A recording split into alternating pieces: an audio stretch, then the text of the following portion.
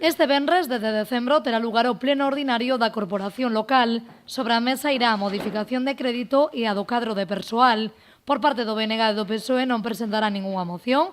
O PP levará 3, Cidadáns 1 e o Grupo Marea 2. Entre elas está a desafección do edificio militar do Parque das Palmeiras, unha iniciativa positiva para o alcalde, pero que non é de fácil acceso e solución.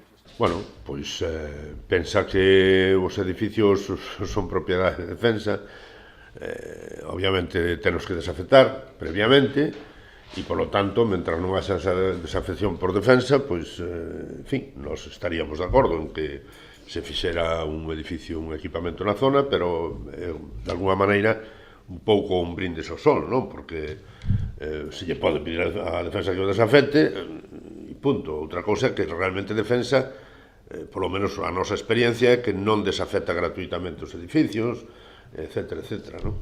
O seguinte pleno da Corporación terá lugar o 15 de decembro.